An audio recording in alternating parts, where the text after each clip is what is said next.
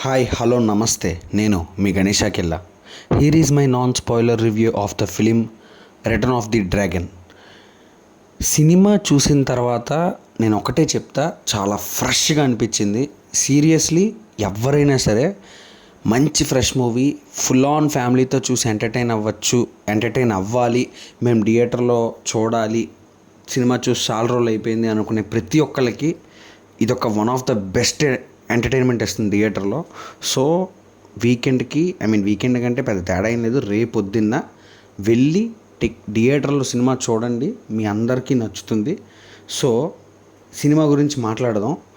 Cinema చాలా simple story, but చాలా execution అనేది ఫుల్ ఆన్ ఎంటర్టైన్మెంట్కి వెళ్ళింది, అదిరిపోయింది.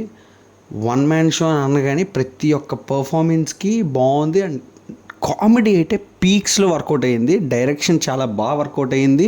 At the same time Pradeep Ranganathan మామూలు విషయం కాదు, ఆయన ఎక్స్ప్రెషన్స్తో ఎర్రకొట్టేసాడు acting. And Anupama Parameswaran character బాగా వర్కౌట్ అయ్యింది. తర్వాత సెకండ్ హీరోయిన్ కాయాదు అనుకుంటా, తన పర్ఫార్మెన్స్ కూడా బాగా వర్కౌట్ అయ్యింది. అండ్ లాస్ట్లో గెస్ట్ అపియరెన్స్ కింద ఒక యాక్ట్రెస్ వచ్చింది, సో సర్ప్రైజ్గానే ఉంది. అండ్ ఏదైతే ఆ స్టోరీలో మెయిన్ క్యారెక్టర్స్ ఉంటారో, గౌతమ్ వాసుదేవ్ మేనన్ గారు కానీ, తర్వాత హీరో గారు కానీ, అనుపమ గారు కానీ, తర్వాత కొన్ని క్యారెక్టర్స్ ఉన్నాయి. పర్టికులర్లీ ఆ క్యారెక్టర్స్ దగ్గర నుంచి జనరేట్ అయ్యే ఫన్, ఎమోషన్స్ చాలా బాగా వర్కౌట్ అయినాయి. ఎగ్జిక్యూషన్ అయితే డైరెక్షన్ ప్యాక్ ఆడేసాడు ఆయన డైరెక్టర్. ఇంకేం చెప్పగలం, ఒక్కటే చెప్తాను నేను, ఫ్యామిలీ అందరూ థియేటర్కి వెళ్ళి ఫుల్ ఎంజాయ్ చేయొచ్చు మూవీ.